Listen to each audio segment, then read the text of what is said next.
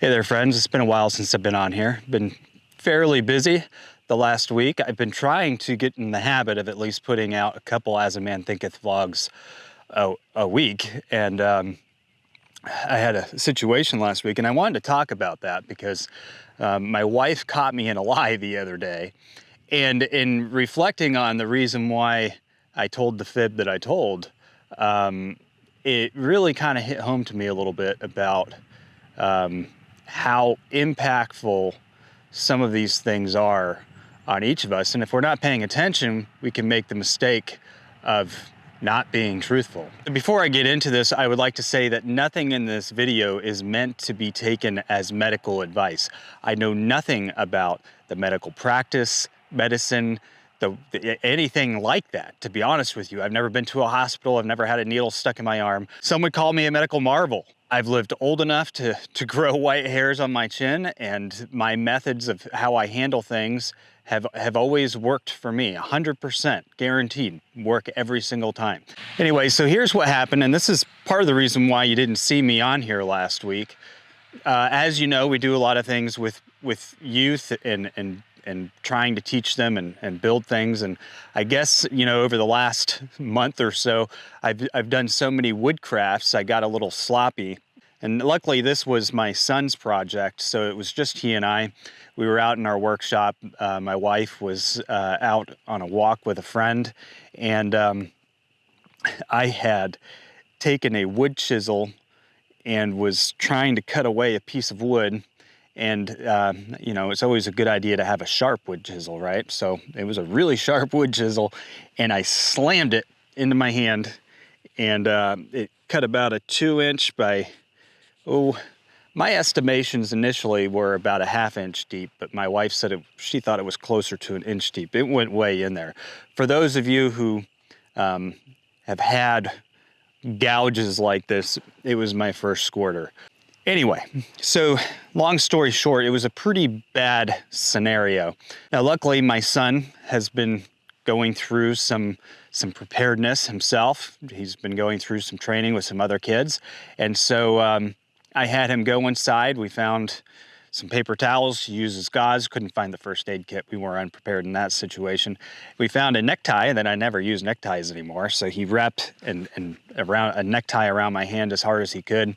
And then we were able to call for help. Of course, the help that we called was my wife. And so she came home as quickly as she could, and she finished bandaging it up. Now, this is where the story gets a little funny, is because I was with some youth leaders last week, a few days after it happened, and one of the leaders said to me, "So you went to the hospital, right? You went to the emergency room. You did something like that, right?" And I just kind of looked at him and I said, "No."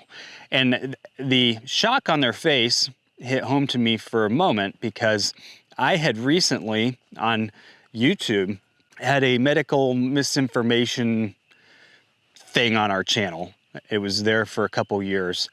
You guys could probably guess what it was there for. Anyway, they gave me the opportunity to go through Reeducation. And in that Reeducation, it teaches you what you can and cannot say in a public sphere on their platform. I didn't realize how well their Reeducation worked, because I thought, here I am taking this thing like, whatever. But my thought process when this other leader asked me that is, here we are teaching kids how to be prepared, the right thing to do, and now I'm leading by example. So I quickly corrected with what I had said with, well, my wife's sister is a nurse, so they were, you know, FaceTiming and figuring out what to do with the wound and how to dress it. That's not actually the case. She did, after a couple days, discuss it with her sister, but by that point in time, it was already beginning to heal. Point is that I backtracked on the truth of how I chose to handle it. And this is the truth.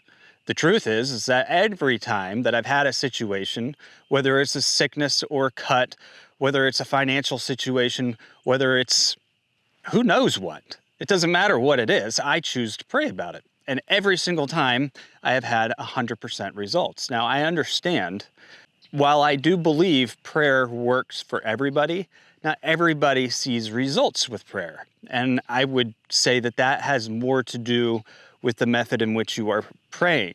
how fervent your prayer is. But those of us who have been raised in an environment where when something happens, we pray about it, we've learned to pray effectively over and over and over again. How effective was this? I don't know. You tell me. It was a pretty astounding wound. I have split my head open with a T-post driver, split my knee open with a machete, cut my hand with a sawzall. That one hurt. Actually, probably the most painful was the T-post driver. And this, by far, was probably the worst thing I've ever done to myself. When it happened, I couldn't squeeze my hand tight. I couldn't hold on to things. My fingertips were turning black and blue. I had clearly hit something that I shouldn't have hit inside my hand. But within less than a week, I was back out in the garden. I planted 8 rows of potato, 9 rows of peas, 1 row of beets. I'm about to add more to it. I have the blisters on this hand and actually finger over here to prove it. So bottom line, my method once again worked for me. So if it works 100% of the time for me, I'm not offering this advice to everybody else, but for those of you who do understand how it works, you know, there's nothing wrong with taking that approach, in my opinion. It could be malpractice, just like anything else, so be careful. But in my experience, if it works 100% of the time, I know it to be effective, and it is the way that I choose, not necessarily the way I'm preaching to these kids to handle things. You know, I would tell them call 911. The way I teach my own son to handle it is what you've heard today, to call mom. But if that is the truth, why not share it? Well, the reason why I didn't share it is because I have been told that prayer, or suggesting that prayer can heal, or suggesting that there is anything other than doctor's advice for how to handle these situations, is offering medical misinformation. How could I offer medical misinformation if I know nothing about the medical world? All I'm doing is sharing my experience with others, sharing my experience with you guys, and telling you guys exactly how I did it. You know, I've had people on this channel leave remarks in the comments. I don't care what you think. You guys want to see a really good story. Actually, I'll post a link to which episode to start with, because there's like a whole series that we did on YouTube. But Reconstructing Spirit Hill, I'll post a link to the episode up here and in the information below. But if you start watching it from that point, you'll see a miraculous testimony. We used to be able to share our religious beliefs and testimonies without the fear of being censored. Today, we can't share much of anything that we believe without being censored. Think about it. Last December, this is just an example, I posted a video that was talking about different reporters in different situations and how the media has treated those reporters differently. The situations were pretty bad, I'll admit. They're pretty bad scenarios. You can't say in one scenario, oh, well, they're doing their job, they're reporting the news. And then in the other scenario saying, oh, they were there, they're perpetrators, get them, prosecute them. I was censored for embellishing on a global tragedy, for talking about how the media has treated different reporters in different situations. It had nothing to do with the tragedies themselves. And in the video, I even said that the events that occurred were very unfortunate and heartbreaking in some cases.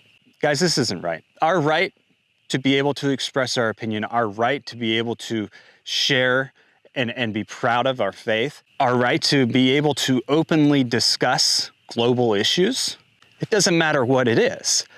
All of these rights are being trampled if we do not fit the narrative. If I do not say something that fits the medical narrative, I will be censored.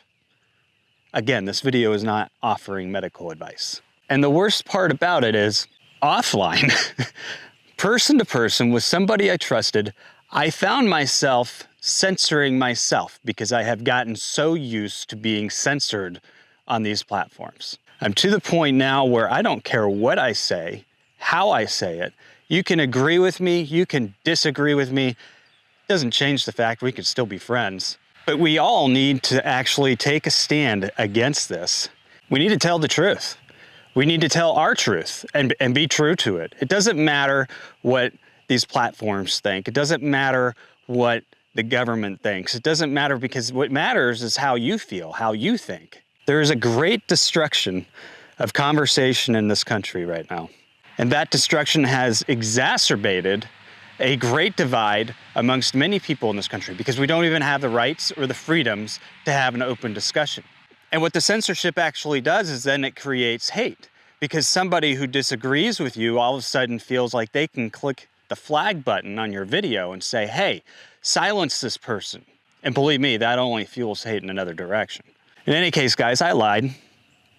I told a fib, and I wanted to come clean about it, and I wanted to explain to you why and the thought process I went to, because I was surprised. I was surprised in myself. When I recognized what I had done, the reason why I didn't tell the whole truth, I was censoring myself. I was censoring myself because I had just, recently gone through all this re-education and training that said that if I say stuff in the wrong context, or if I tell somebody, hey, this worked and that worked or didn't work, whatever, when it comes to, how I handle my own body, it could be construed as medical misinformation. Here I was thinking, none of this was impacting me, that I felt free to speak my mind, that I felt free to share my beliefs and my faiths with other people.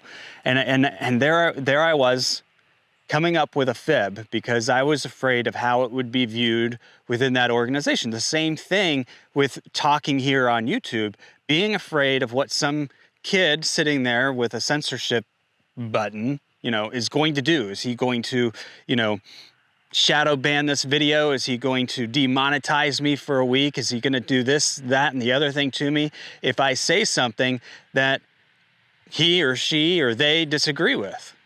Most of the time, he, she, or they have no idea about the topics that we discuss on this channel or that I discuss.